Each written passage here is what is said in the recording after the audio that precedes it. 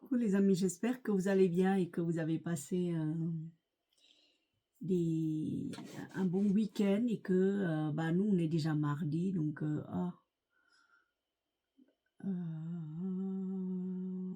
ok, on m'a répondu que c'est ok, qu'ils attendent juste 3 corrections à faire et ils peuvent clore de leur côté que je puisse que nous puissions commencer de notre côté aussi l'équipe banque. Donc, vous m'excuserez si je travaille en même temps que je vous parle, mais je suis revenue de chez le kiné. J'ai mangé une grande salade verte avec des œufs de mon poulailler, euh, avec beaucoup de salade et des pointes d'asperges vertes sautées, parce que c'est la saison, il faut en profiter, n'est-ce pas? Puis j'ai rajouté des pousses de soja, etc. C'était une grosse, énorme assiette. Voilà. Donc je reviens aujourd'hui parce que je vous ai promis il y a quelque temps que je terminerai l'épisode de la fuite en mer et que je vous ai promis de parler des femmes, de la tragédie des femmes qui ont traversé aussi la mer et qui ont eu, voilà, qui ont rencontré des violences au cours de leur fuite sur la mer du sud du Vietnam. J'appelle désormais la mer du sud. Et vous savez que je parle de la mer que communément les Occidentaux appellent mer de Chine. Mais en fait, nous, on n'accepte pas ce terme-là parce que c'est pas la mer de Chine, c'est la mer du Sud. Je suis pas territoriale là, mais il faut... la mer de Chine se trouve en Chine et pas chez nous. Voilà, c'est logique, n'est-ce pas? Donc la mer du Sud avec son lot de infestés du pirate dans le golfe de Siam a malheureusement fait énormément de dégâts au niveau de la population des boat people, tout simplement. Les femmes et les enfants sont en première ligne. De toute façon, du moment où il y a une guerre qui se produit sur le sol ou sur la mer ou dans un pays, les femmes et les enfants sont en première ligne, mes enfants. Donc aujourd'hui, je vais parler de mes sœurs, de mes mères, de toutes les femmes du Vietnam dont j'appelle sœurs, mères, parce que pour nous, Vietnamiens, on est d'une très grande famille. Une très grande famille. Les Vietnamiens, c'est des sœurs et des frères. Il y a pas de distinction chez nous, il n'y a pas de... Voilà, c'est comme ça. Alors j'appelle, parce qu'elles ont dû avoir un peu 2 ou 3 années de plus que moi, ces femmes qui ont vécu des violences sur les mers au cours de leur fuite. Je m'adresse à vous, chères sœurs. Je comprends et je compatis au sort qui nous a été réservé à nous, parce que ce qui vous est arrivé à vous, c'est arrivé aussi dans la mémoire femme que je suis. Donc en votre nom, je vais parler pour que vous oubliez. Vous savez, chères sœurs, que dans les temps anciens, les filles, les femmes du Vietnam ont contribué énormément au maintien de la paix du royaume de Dai Viet, le Grand Viet. Les filles ont été vendues à l'étranger pour garder la paix dans certaines contrées en bordure du Vietnam. Je vais vous parler de une particulièrement dont tout le monde doit connaître le nom parce que ça a été chanté, glorifié dans toutes les traditions du nord au sud, dans toutes les contes, les légendes et même d'oral. Par voie orale, on racontait encore. C'est à l'époque de la Chine antique, où la Chine était divisée en 108 pays. Ces 108 pays se faisaient la guerre entre eux. C'est décrit par un journaliste et investigateur chinois antique sous le règne de la dynastie des Ming. Il s'appelle Feng Menglong. Historien, écrivain, sous le roi de dynastie des Ming, donc dynastie chinoise, hein, pas vietnamienne. Parce que figurez-vous, eh ben oui, j'ai lu aussi toute l'histoire de la Chine antique Et j'ai lu aussi, je me suis extasiée, enfin, j'étais ébahie par autant de beauté via les poèmes de Li Pai. Li Pai, vous connaissez, c'est un des plus grands poètes qui existe sur Terre en Chine antique à l'époque. Oui. Et traduit en vietnamien, c'est d'une rare beauté. Ces poèmes sont d'une beauté mélodieuse comme les notes de musique qui viennent du ciel. Je soupçonne cet être-là, c'est pas un terrien. Je pense que c'était un des dieux qui s'est égaré sur Terre à cette époque-là.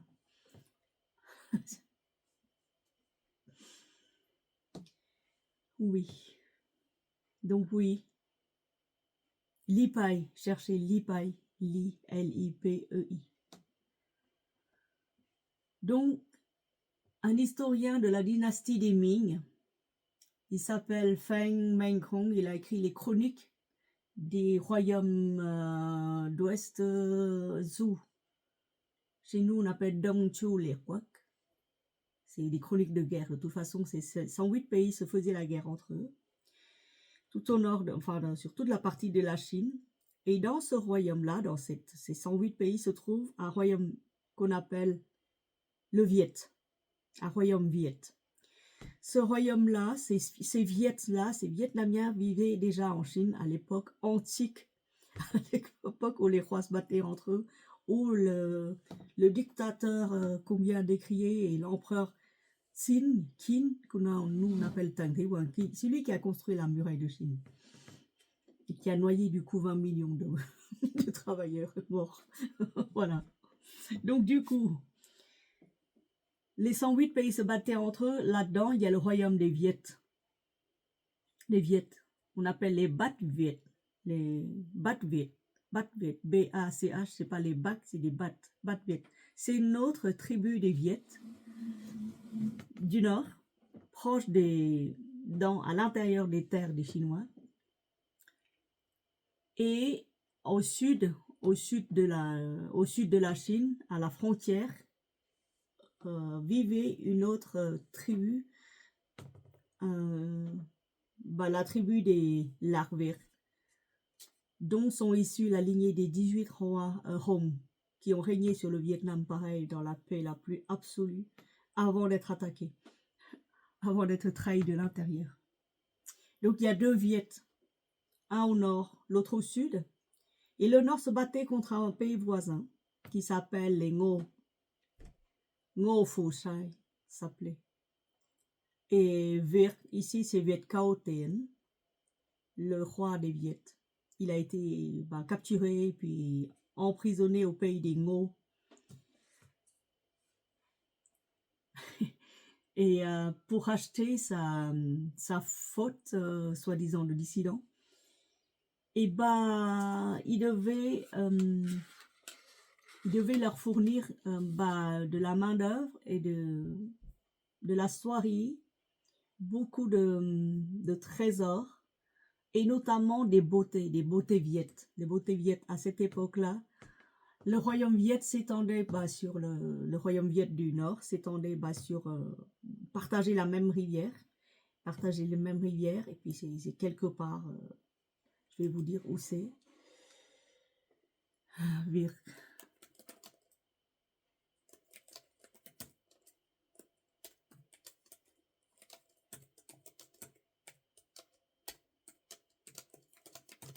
Je vais demander qu'on situe exactement dans un des 108 pays qui est en guerre contre un autre pays. En 500 avant Jésus-Christ.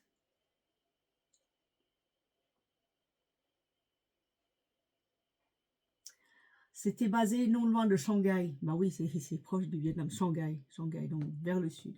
Vers le sud et plus sud de Chine et nord du Vietnam. Voilà.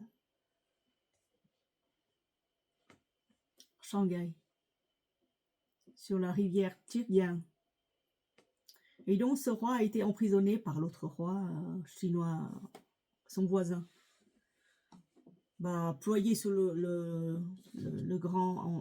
ployé sous l'armée qui est trop puissante chez les Ngo. et les Viettes, eh ben, se sont rendus avec leur roi capturé.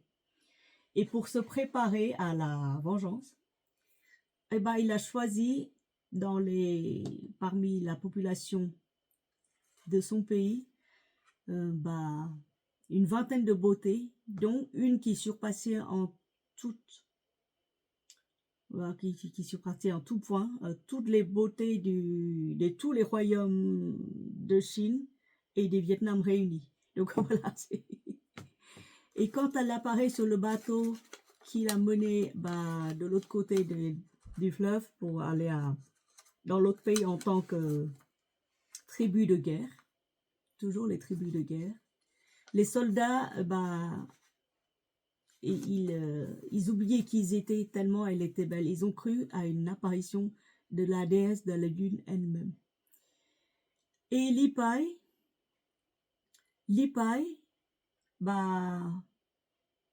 a décrit sa beauté comme quoi quand elle apparaissait dans les jardins royaux de Ngo Fushai. Donc Ngo Fushai l'a vu, évidemment, il était tombé fou amoureux, mais éperdument amoureux, il était à ses pieds. Il n'a jamais vu une telle beauté, c'est du inespéré. Dans son royaume du nord au sud, il n'y a rien. Même dans les autres royaumes où il a combattu, il n'a jamais vu. Il n'a jamais vu. Donc elle lui était destinée, elle devenait sa reine. Et il a construit un palais pour elle, pour qu'elle puisse, mais exprès pour qu'elle puisse se promener, se divertir, oublier son pays natal. Voilà. Et donc du coup, elle a perverti à tel point qu'il a perdu, il a oublié d'entraîner son armée, comme tous les jours, et puis les ministres, ils pouvaient dire quoi que ce soit, ils leur coupaient tous la tête, ils pouvaient rien dire. Elle était entraînée à la guerre, elle était entraînée à l'art de guerre, et avant d'être envoyée dans le royaume des Ngo, elle a été entraînée militairement, psychologiquement, donc c'est une espionne. D'accord. Donc, chère sœur, la première femme viette qui a été envoyée dans les camps adverses, chez les Chinois à l'époque, désolé pour vous Chinois, mais il faut que je raconte. C'est un des royaumes chinois à l'époque. C'était une Vietnamienne d'une beauté éblouissante qui a, par elle seule, par sa seule beauté, terrassé tout un royaume, où même le roi avant été capturé et emprisonné pendant 10 ans. À elle seule, elle a levé juste le doigt, l'autre il obéissait, construisait les palais. Donc avant de construire un palais, il fallait rassembler beaucoup de sous. Donc elle a perverti, elle a retourné le peuple de ce grand royaume contre son roi parce qu'il a construit un palais pour une étrangère, déjà. Donc, bien calculé. Donc, voyez, chères sœurs, de tout temps, les femmes viettes ont été d'une telle beauté que même le poète Li Pai l'a comparée à une beauté céleste, et quand elle apparaissait, la lune s'éclipsait devant une telle beauté. Puis voilà. Il a écrit énormément de poèmes à son sujet, c'est-à-dire qu'il a reconnu, qu'il a lu, qu'il a vu, qu'il a reconnu la beauté de cette reine-là. Il a vu comment, mais via les peintures, via les calligraphies, via toutes les louanges qu'on a fait avant lui. Et l'historien sous la dynastie des Ming, Phùng Mộng Long Phan Minh Long, a répertorié 10 beautés, mais 10 beautés qui ont, pareil, renversé les royaumes, massacré les rois rien qu'à leur apparition. Donc une viette. Et parmi les 10 beautés, donc il y avait l'impératrice, vous avez l'usurpatrice. Il faut lire l'histoire des Chinois, mes amis. Il faut vraiment que vous appreniez à lire. Chinoises qui vous m'écoutez, Chinois qui m'écoutez, j'espère que vous avez lu l'histoire de votre pays. De la Chine antique, de la création des dieux, de la création des étoiles. Donc un film qui est sorti là, récemment dans les salles UGC, qui relate, mais vraiment sommairement, Creation of God, création des dieux. Nous l'appelle Fontaine, c'est attribution de rôle des dieux, les planètes, les étoiles et tout ça. C'est à cette époque-là aussi, je l'ai lu aussi. Vous devez lire les 5 ouvrages majeurs qui constituent tout citoyen du monde. Vous devez lire les 5 ouvrages majeurs, et ça c'est un conseil qui traverse la haine des peuples, qui rassemble tous les peuples. Les 5 ouvrages majeurs, tout comme vous devez absolument avoir lu Rousseau, Diderot, Maupassant, Alexandre Dumas. Voilà, j'ai rien dit. Les 5 ouvrages majeurs de la Chine antique, c'est les 3 royaumes, parce que si vous lisez pas ce truc-là, vous allez rien comprendre de la suite des événements. Si vous ne lisez pas, si vous n'avez pas entendu, vu ou lu ou regardé un film même brièvement, les 3 royaumes, c'est pas la peine de de converser en citoyen honnête. Les 3 royaumes, les 3 royaumes, les amis, les 3 royaumes. Parmi tous les ouvrages décrits, lisez les 3 royaumes. Après, si vous avez un peu de temps, vous lisez le journal, le journal du moine là qui part vers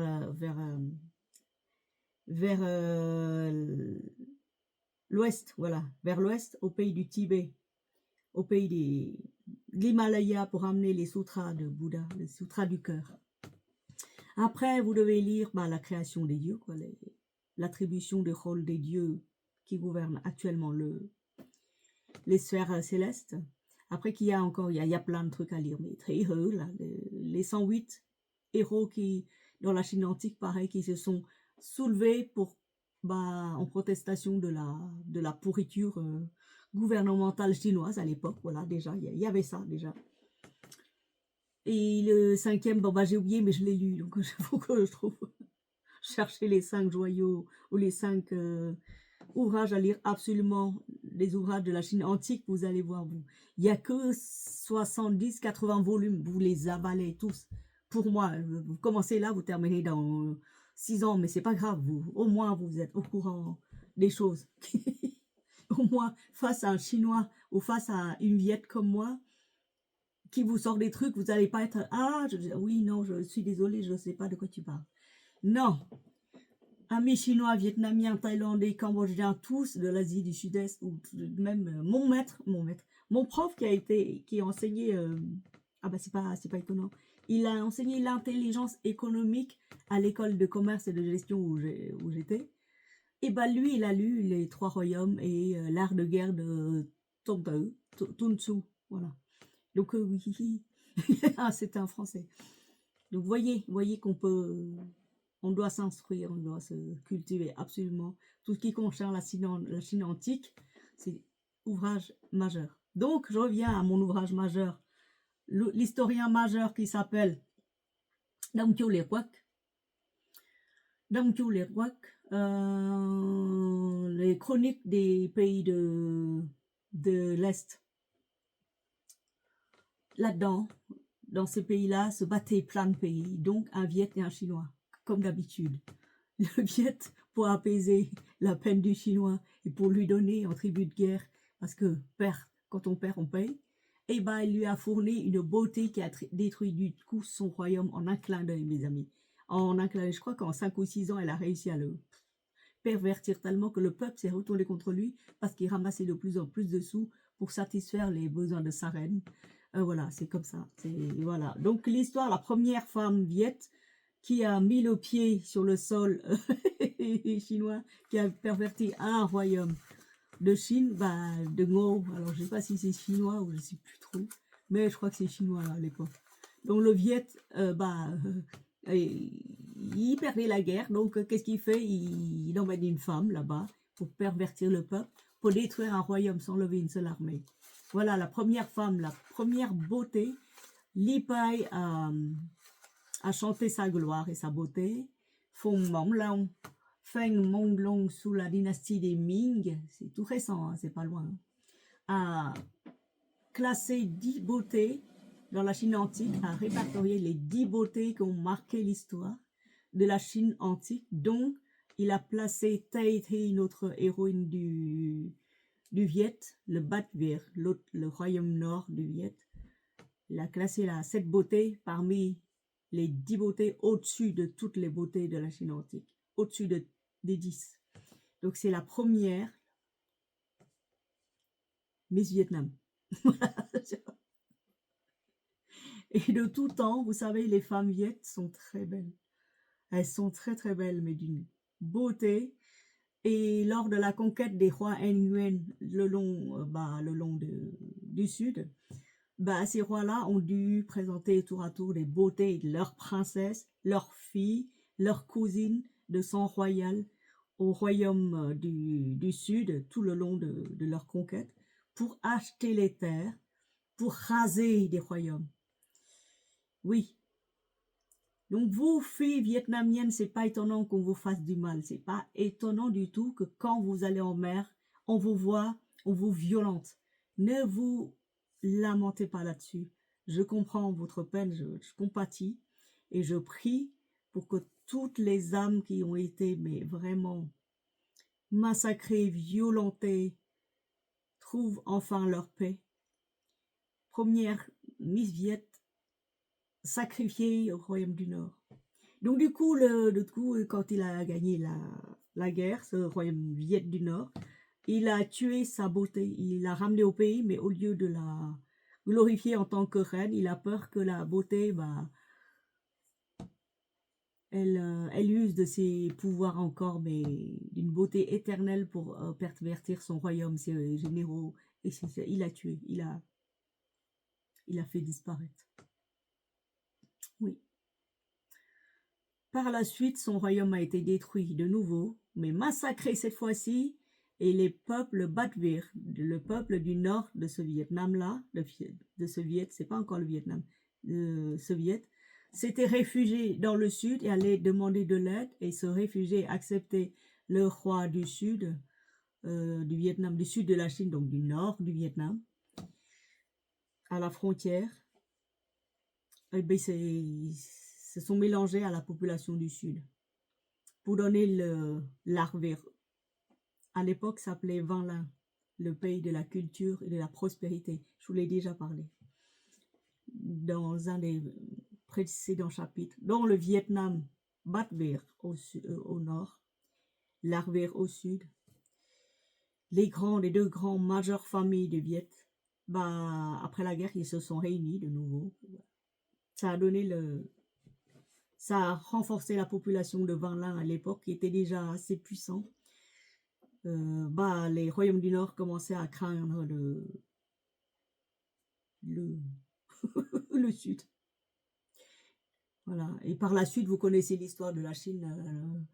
Et donc, voilà, l'histoire de la Chine. Lisez, comment qui s'appelle la chronique des royaumes de Tzu, Dong Chao Lek Wok en vietnamien. Lisez ça de Phang Meng Long. Cherchez, et puis vous fouillez, de toute façon. Je vous dis plus rien, parce que là, il y a trop d'informations. Je ne peux pas tout mettre, désolé. Je dois continuer. En plus, je dois bosser. Voilà, check. Recherche-les, du coup. Je recherche ça, et je vais afficher les résultats. Oui. Que dire de tout ça?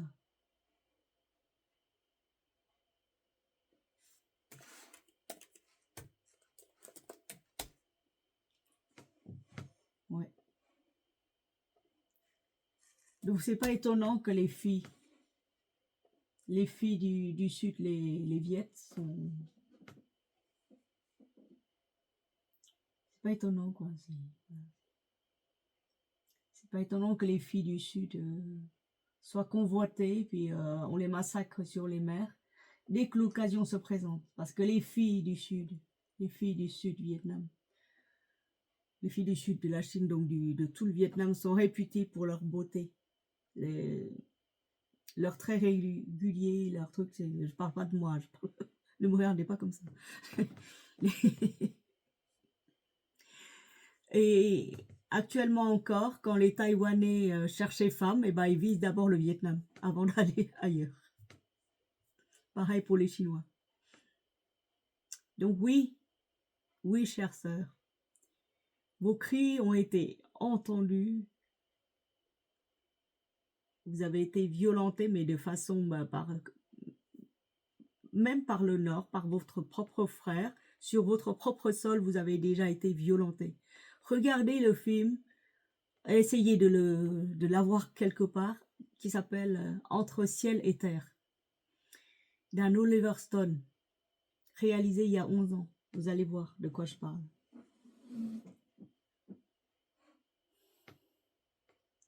En parlant des femmes viettes qui ont été violentées sur les mers et aussi dans les camps de réfugiés en Thaïlande, aux Philippines, à Pulau Bidong, surtout en Thaïlande. Il y a un documentaire qui a été sorti, un film documentaire réalisé par une Vietnamienne. Elle est canadienne, de toute façon elle est canadienne, mais elle a gardé la nationalité vietnamienne. Et elle a réalisé ça, et le jour où, pour le compte du gouvernement canadien, qui lui a demandé de retracer les 50 ans de l'exode des Boat People sur le sol depuis la fin de la guerre pour les Viet Cong, depuis la chute de Saigon pour les sudistes, depuis toujours par mois, pour moi.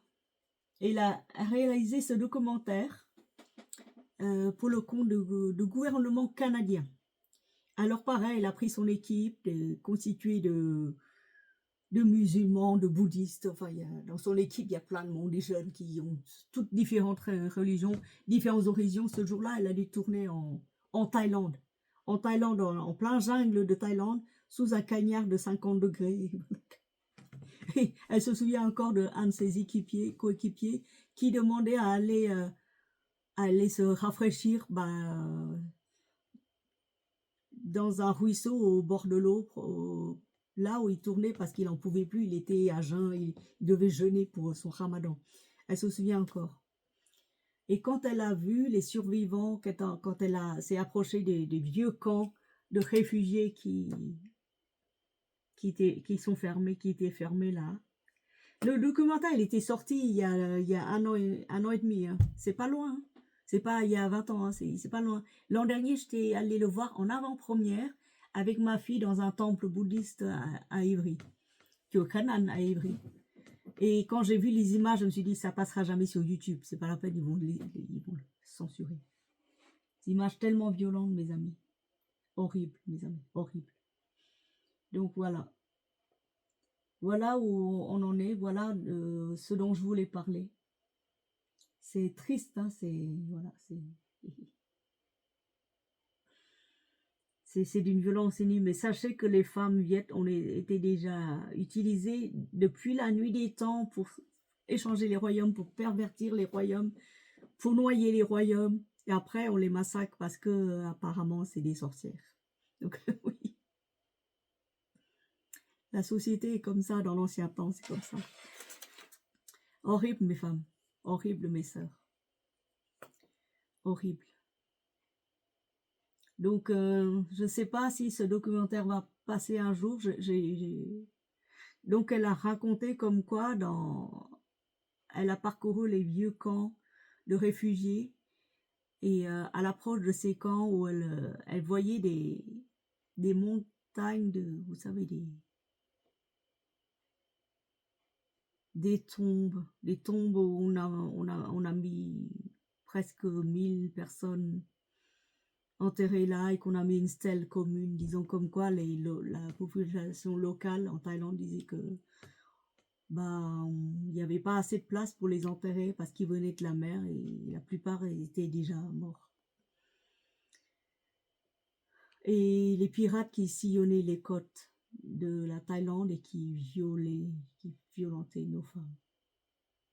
Il y avait encore des survivants qui racontaient ça, qui pleuraient, qui ont gardé ça pendant 50 ans. Alors à vous, mes sœurs, vous êtes beaucoup plus fortes que ça. Vous êtes vivantes. Oubliez le passé. Vous êtes sur un pays libre. Maintenant, personne ne peut vous faire de mal. Plus personne.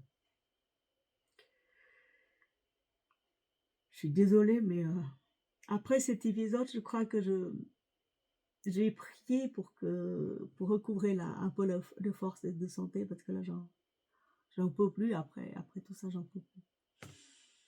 J'ai prié, je vais demander de l'aide, bah, justement, des femmes sacrées du Vietnam de m'aider. Je vais me relier à leur esprit, je vais leur demander de l'aide parce que là, j'en peux plus, mes amis, j'en peux plus.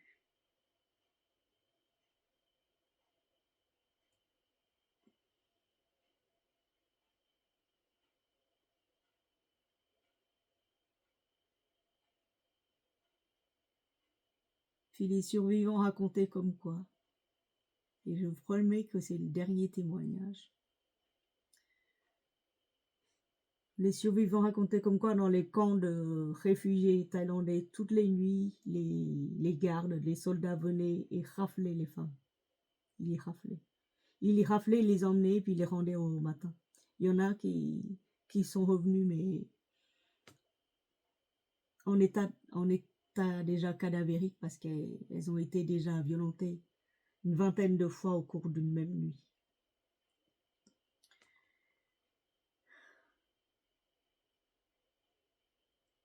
Et puis les moines qui ont assisté à tout ça, bah, ils pouvaient plus rien, ils pouvaient pas. Parce que les moines fuyaient aussi le régime communiste. On les pourchassait aussi. Parce qu'ils détenaient le savoir, vous savez, ils savaient lire, ils ont des connaissances que c'est pas possible de les garder dans le pays, il faut les exterminer. Oui. Certains moines étaient partis, oui. Ouais. Et les moines thaïlandais qui ont entendu des atrocités dans les camps, parce que entre fraternité de moines, ils se soutenaient. Alors les moines thaïlandais étaient venus et il leur a remis leurs tuniques, couleur un peu plus, couleur de terre, un peu ocre, plus marquée que la couleur des moines de chez nous, la couleur des tuniques des moines de chez nous. Ils ont dit, si vous entendez des pas venir, vous revêtez de la tunique de nos moines. Comme ça, on espère qu'il y a moins de dégâts. Vous voyez. Je vous raconte ça, mais il y a pas que les femmes viettes qui se font violenter. Et c'est pas que sur les camps de réfugiés en thaïlandais ou sur les mers, le long de la mer du sud du Vietnam. Il y a aussi les Cambodgiennes, mes amis, et certainement les Laotiennes, tous ces pays-là touchés, qui ont dû fuir par la terre, par la mer, qui ont atterri en Thaïlande, qui ont été pareil, massacrés d'abord, violentés, dépouillés. À toutes ces femmes-là, j'ai envie de leur dire, vous savez, vous êtes beaucoup plus fortes que vous l'êtes. Vous êtes beaucoup plus fortes parce que vous engendrez la vie, vous portez la vie. C'est vous qui avez engendré les lignées des rois. L'humanité, c'est vous qui avez accouché l'humanité. C'est pour ça qu'on vous veut énormément de mal, vous, femmes.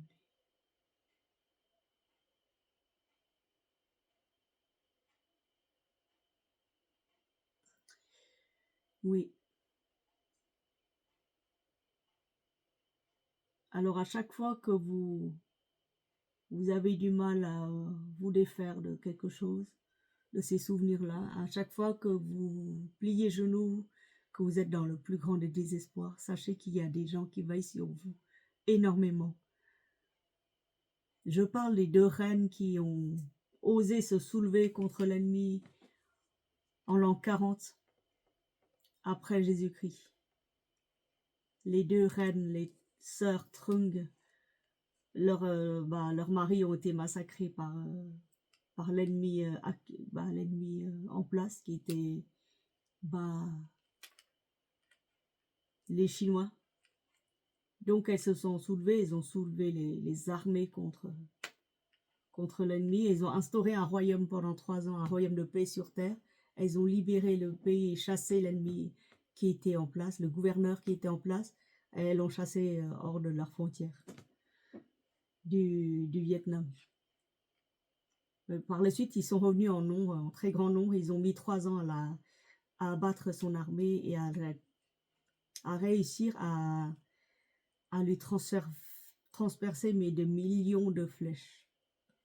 C'est le grand bataille qui jouxte la rivière Harbin. Donc aujourd'hui, vous trouvez encore les vestiges de cette grande bataille sanglante. Première bataille marquante entre deux armées, le nord et le sud, dont menée par deux femmes quand même, il faut le savoir. Les femmes ont combattu, bien avant tout le monde. Les femmes ont pris les armes, rassemblé les armées et combattu l'ennemi du nord. Aujourd'hui encore, il y a un autel dressé en leur mémoire. Tous les ans, les gens venaient de tous les coins du pays pour porter offrande, pour prier pour la paix du pays. Elle veille encore sur la terre du Vietnam, elle veille encore. Reliez-vous à ces deux héroïnes, à ces deux reines, parce qu'elles ont été élues reines impératrices par tout le peuple viet. Hommes ou femmes, ils l'ont tous élue. Reine. Les sœurs Trung, les deux premières sœurs, les deux premières reines élues par le peuple sur le sol du Vietnam, mesdames et messieurs. Donc oui, reliez-vous à elles si vous avez trop de difficultés.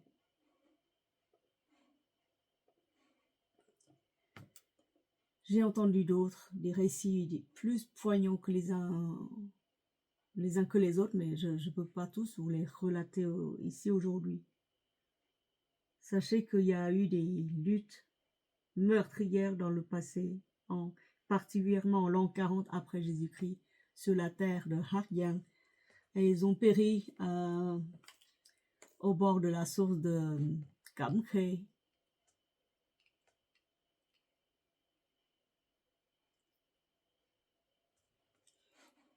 Ouais. Ouais. Et bien sûr, le pays sombre à nouveau 1000 ans sous la domination des Chinois. Pendant 1000 ans, presque 1000 ans, les Viet étaient, particulièrement les femmes, on les capturées, emmenées dans les royaumes du Nord de la Chine pour servir, vous savez qui. Jusqu'à ce qu'en l'an 900 et quelques, 938, la bataille de Bat Dang a mis un terme final d'une manière sanglante. Les troupes de Nam Han, dont les Han, le Sud Han, royaume des Han du Sud, Ngo Nguyen a défait leur armée sur la rivière Bat Dang Giang, située dans la province de Haiphong actuelle, Haiphong nord du Vietnam. Il a mis un terme à l'invasion des Chinois. On dit qu'après la bataille, quand les princes héritiers, la tête coupée, renvoyés chez le père royaume de Chine du Nord, on dit que la rivière Bat Dang était rouge de sang pendant plus d'1 mois. Rouge de sang de l'ennemi, mais rouge du sang du peuple vietnamien qui ont versé tellement de force dans cette bataille décisive. Ngo Nguyen. Oui. Par la suite, le royaume viet a été reconstruit. Petit à petit, il retrouve toute la splendeur. Et entre-temps, évidemment, il y a eu d'autres batailles, mais d'autres batailles sanglantes pareilles, situées à la frontière du Vietnam, entre la Chine et le Vietnam. Mais ça, ce serait une autre fois. Je vous raconterai les petites batailles comme ça qui ont marqué le Dai Viet. Je vous raconterai aussi, je vous dirai quelle est la situation actuelle du Vietnam, même si je ne suis pas rentrée, mais je suis au courant. Vietnamiens, vous devez être au courant de ce qui se passe au pays. Même si il n'est plus le vôtre, mais les vôtres, il reste encore. Prochaine fois, je vous raconterai l'histoire de ce jeune poète, écrivain, qui a osé écrire 2 chansons qui ont fait pleurer la diaspora vietnamienne à l'étranger. Et qui donc du coup a écopé à perpète. Il coule 6 jours heureux dans les geôles vietnamiens. Juste pour 2 chansons. Le jour où il a été libéré, il ne pouvait pas parler, il ne pouvait plus marcher. Invraisemblable, mais vrai dans le Vietnam actuel encore. Donc le film a été projeté, le film réalisé par notre jeune réal Vietnam-Canadienne.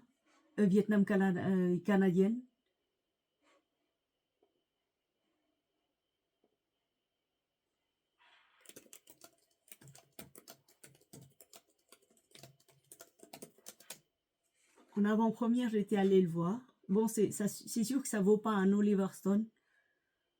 Je vais lui dire combien j'ai booké. Ici, bon, c'est sûr que c'est pas, voilà, ça vaut pas un film oscarisé, mais c'est un documentaire. Un documentaire, mais d'une réalité poignante. Donc c'était en avant-première. Elle était arrivée à Paris. Et elle avait projeté ça dans une pagode. Elle a fait le tour aussi d'autres capitales, donc Danemark, Norvège, Suède, Finlande, je crois, Hollande, oui, la Belgique aussi, je crois. Espagne, je ne sais pas si elle était allée. Mais dans l'Europe, dans les plus grandes capitales, elle a projeté son film sur don libre. Parce qu'on pouvait acheter des places aussi, mais c'était sur don libre.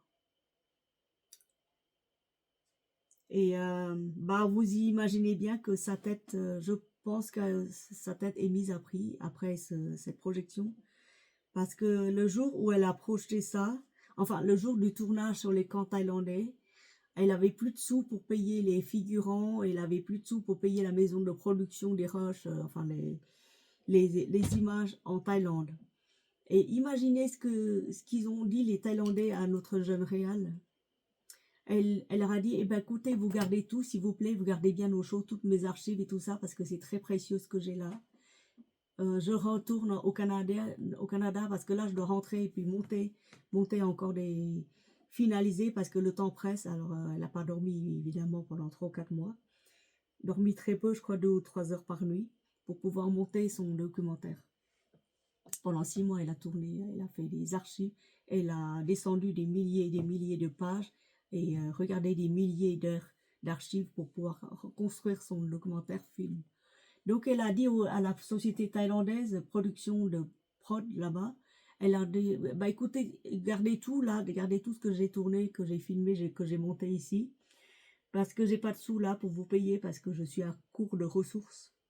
Mon équipe et moi, on va retourner au Canada. Et voilà. Et les Thaïlandais, quand ils ont vu les rushs, quand ils ont compris de quoi elle parlait, de violence des femmes sur les camps thaïlandais, de la mort des Vietnamiens dans les camps de réfugiés. Oui, parce qu'il y en a eu des morts, des centaines de milliers de morts dans différents camps. Donc du coup, elle leur a dit ça, elle leur a dit, j'ai pas de sous pour vous payer. Je reviens, regardez tout. Et ils ont dit, non, non ma soeur, prends tout avec toi. Prends tout avec toi, ma soeur. Ils lui ont dit ça. Prends tout avec toi. Fais ton film et reviens nous voir pour le projeter, ce film, pour que nous puissions, nous, comprendre ce qui s'est passé.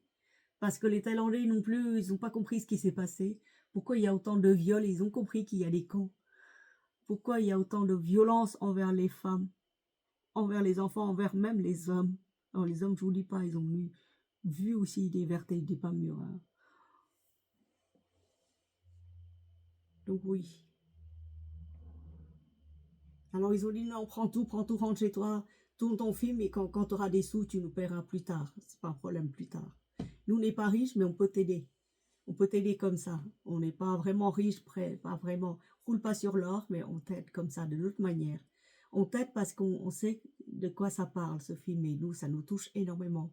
Donc, le film a été projeté aussi en Thaïlande, mesdames et messieurs, en Thaïlande, sur les camps, je crois pas loin des camps thaïlandais. Il y a encore des réfugiés qui sont encore sur les camps thaïlandais. Je crois, hein. J'ai pas fait mes recherches là-dessus, mais j'en suis sûre qu'il y en a. Après notre fuite, il y a eu énormément de départs aussi.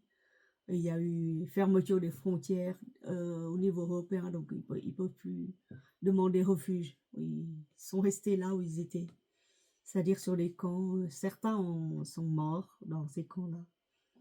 Des grands-mères morts de vieillesse aussi, morts de malnutrition, de manque de tout. Donc, chères sœurs, vous qui m'écoutez de la terre européenne, vous qui avez échappé à la mort, tout simplement. Peu importe ce qu'ils vous ont fait, peu importe que vos entrailles soient lacérées par soit les bottes américaines, soit du nord, soit du sud, soit par n'importe qui, par les pirates, n'importe qui. Vous n'êtes pas seul. De tout temps, les femmes ont été comme ça, soit maltraitées, soit adulées, et par la suite, tuées. Dans d'autres parties du monde, vous savez, il y a quelques années où il y a eu la guerre.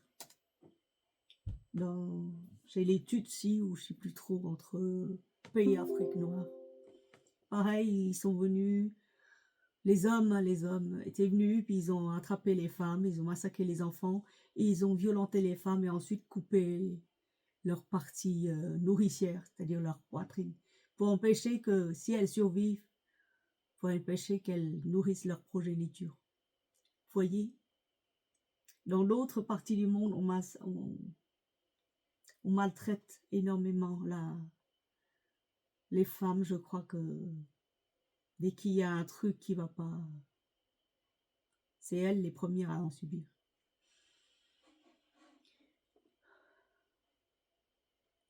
Il y a quelques années aussi, je croyais que j'étais la seule parmi les peuples vietnamiens à souffrir du départ précipité, des trucs de dictature, dictateur, etc., sauf le blabla que vous connaissez.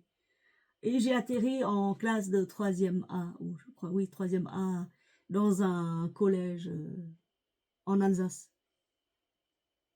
Pas loin de la ZUP où j'habitais avec mes sœurs. Et dans cette classe-là, il y avait beaucoup d'étrangers. Il y avait des Cambodgiens, des Laotiens, beaucoup d'étrangers. Énormément d'étrangers. Je crois que 80% de la population dans cette classe, c'est des étrangers. Mais on apprenait le latin, on aimait la lecture, on faisait pas de bruit, on était calme. Donc le prof d'histoire, tous les profs nous aimaient.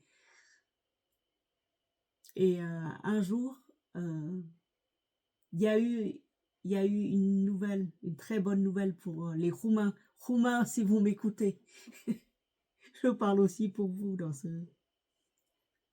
ce clip. C'est un peu long, désolé. Roumains, si vous m'écoutez. Dans ma classe, il y avait une qui s'appelait, elle s'appelait Roxana Marancineanu.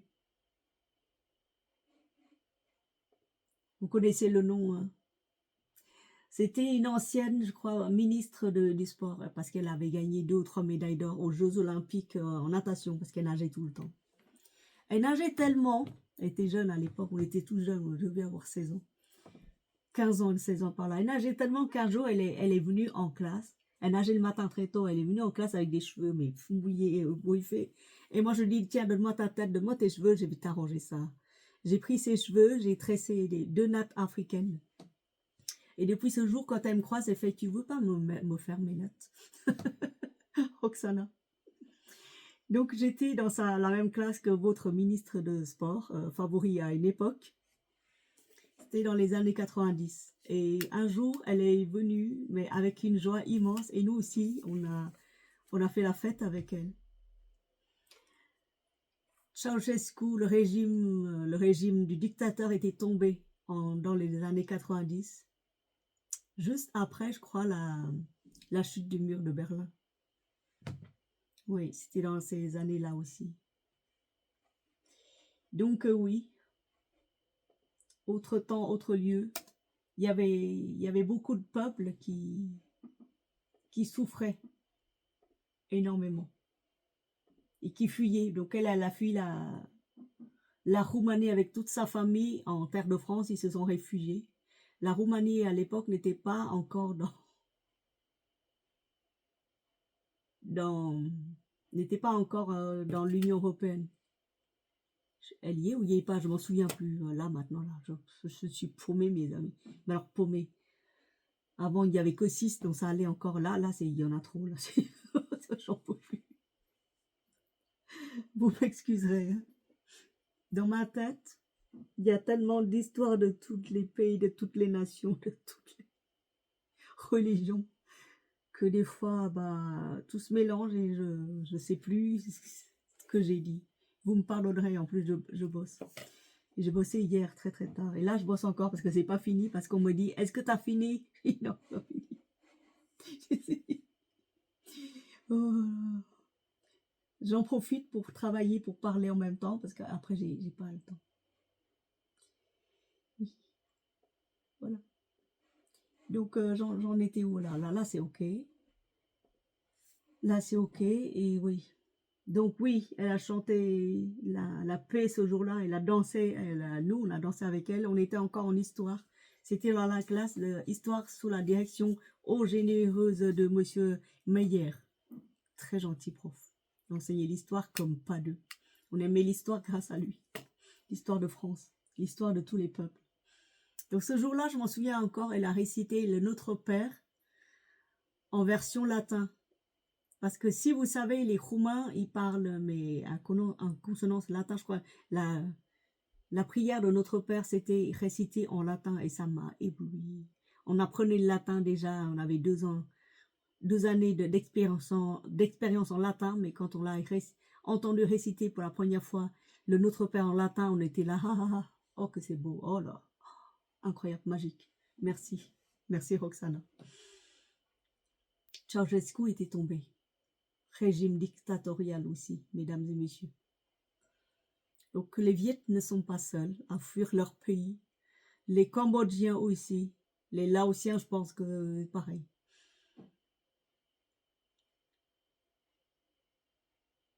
Et ce jour-là, j'ai appris aussi que le peuple roumain était en fuite aussi.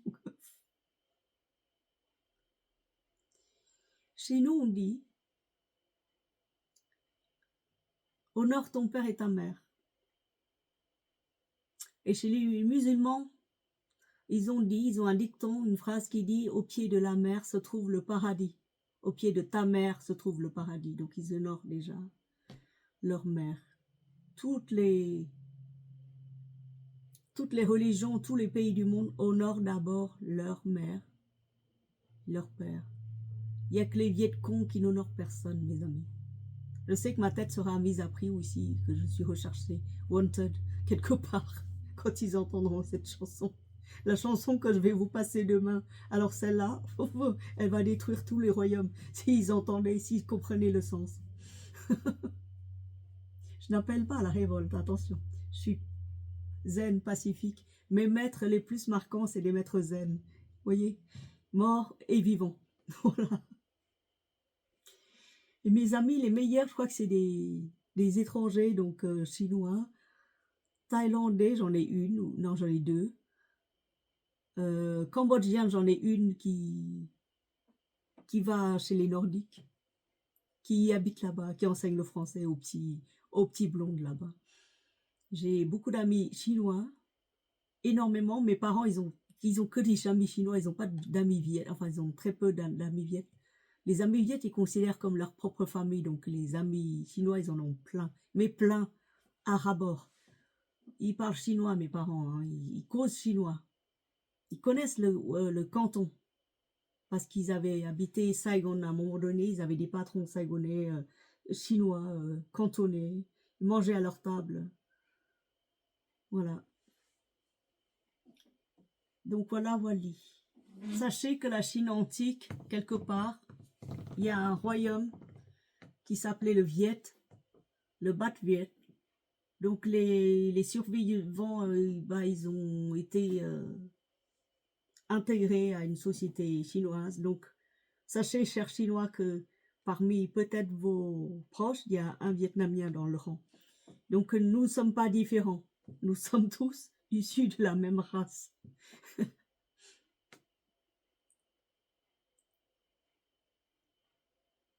Donc je n'ai toujours pas compris pourquoi les hommes violentaient les femmes, jusqu'à ce que j'ai compris, oui, c'est normal, elles portaient la vie, donc elles engendrent les empereurs. C'est normal qu'on leur en veut du mal. C'est normal. Elles sont trop puissantes. Femmes de chez nous, trop belles, trop puissantes. Femmes de tout pays, femmes de l'univers. La première femme la plus sacrée au monde, c'est la terre-mère. C'est celle-là qui vous a nourri. Les hommes la violentent aussi. Voyez. Donc, séchez vos larmes. Moi aussi, j'ai séché les miennes. J'ai prié pour que cette vidéo soit un peu plus light, un peu plus zen, qu'il n'y a aucune violence qui transparaît, mais c'est difficile. Regardez Entre ciel et terre, le film de Oliver Stone, produit il y a 11 ans. Et moi, je ne peux pas vous montrer le documentaire. Je peux seulement vous mettre le lien du site. Demain, je vous raconterai une page, une très belle page de l'histoire du Vietnam. Juste pour que vous, enfants du Vietnam, n'oubliez pas qui vous êtes. Même si l'ennemi a vendu son pays à tu sais qui, en s'emparant du nord au sud. Vous, enfants vivant à l'étranger, n'oubliez pas qui vous êtes. N'oubliez surtout pas d'où vous venez, même si votre pays, vous savez qu'il est perdu. Même si moi, je sais que je ne reviendrai pas, je ne reviendrai plus. Là, pour l'instant, j'ai décidé de ne pas revenir, je ne reviendrai pas. Je garde mes sous pour déjà combler mon déficit bancaire et deuxièmement pour aider ma fille à faire ses études. Je veux qu'elle fasse des études plus loin, le plus loin possible. Bien qu'elle a déjà terminé 2 masters et une licence. Donc, il faut qu'elle continue dans la voie qu'elle aime pour l'instant. Donc, je l'aide encore. Chers amis, je porterai les Aoyai la prochaine fois pour vous parler. Qui c'est qui m'a écrit?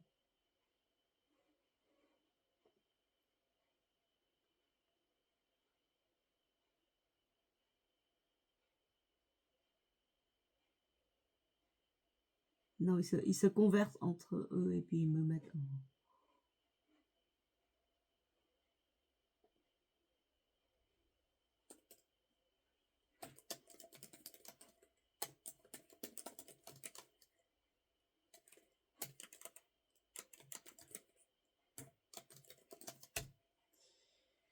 Semaine prochaine, je lui dis, parce que là, je suis noyée sous une masse de boulot, donc moi-même, je ne suis pas sûre de pouvoir m'en sortir.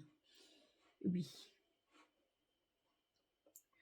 Semaine prochaine, je vous décris une page de l'histoire. Une page, une seule page.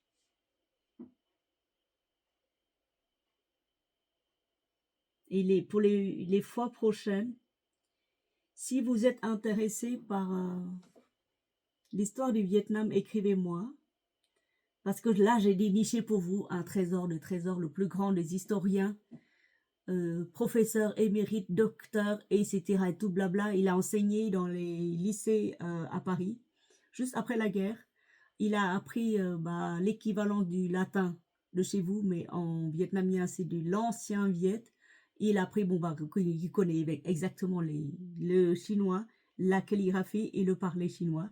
Donc, il a descendu toute l'histoire de la Chine antique dans leur papier original. Il a parcouru toute la Chine pour nous. À l'âge de 5 ans, il savait déjà lire et écrire. Moi, je les ai dit qu'à l'âge de 5 ans, je savais seulement lire, mais pas encore écrit parce que les mains d'enfant étaient Il n'était pas formé encore. Il préfère faire la pâte à modeler au lieu de jouer. La pâte de l'argile, voilà. Et lui, un surnaturel, un Asperger, un je ne sais pas comment, un ange égaré, il a écrit 150 ouvrages sur l'histoire du Vietnam, de la création du monde jusqu'à nos jours, les enfants. Je vais vous présenter cet historien de renom, scientifique renommé, enseignant à Paris après-guerre, un Vietnamien authentique. Et en plus, il a pratiqué le zen. Donc, que demande le peuple? Historien authentique. Il y en a plein, des historiens comme lui, mais je l'ai choisi lui parce que c'est le seul que j'ai compris. Le reste, c'est quand vous lisez, vous vous endormez. Lui, ça va, quand je lis, je demande à relire encore. Donc oui, je présenterai un historien pour que vous, Vietnamiens, jeunes Vietnamiens, que vous puissiez avoir ses ouvrages, lire et comprendre l'histoire de votre pays, parce que moi, quand je raconte comme ça, vous allez l'oublier, mais lui, quand il va le raconter, vous n'allez pas oublier. Garantie. Ces ouvrages, ils étaient gros comme ça, ils étaient longs comme ça. Quand j'ai vu la première fois, je me suis dit non, je ne lirai pas. Et au final, si, j'ai lu quand même, j'ai lu. J'ai lu. Pas tous, mais j'ai lu. J'ai lu depuis le premier soulèvement contre la dictature de l'envahisseur jusqu'à après, quoi. Après, je me suis arrêtée quelque part et là, je reprends encore. Donc, mais l'histoire de la Chine antique, je l'ai lu, mais quand j'étais jeune. Je l'ai relu quand j'étais venue en France avec, en retrouvant les vieux livres, parce qu'en étant jeune, j'ai déjà lu tout ça. Voilà. Et là, je relis encore et j'ai compris de nouveau autre chose. Et là, je vais relire. Mais non, j'aurai pas le temps de tout relire. Donc voilà, merci, cher. 1 heure, c'est beaucoup, hein. Mais voilà. Merci de m'avoir supporté, liké et écouté. Merci à toutes les femmes qui m'ont regardé. Vous n'êtes pas seules. Bisous.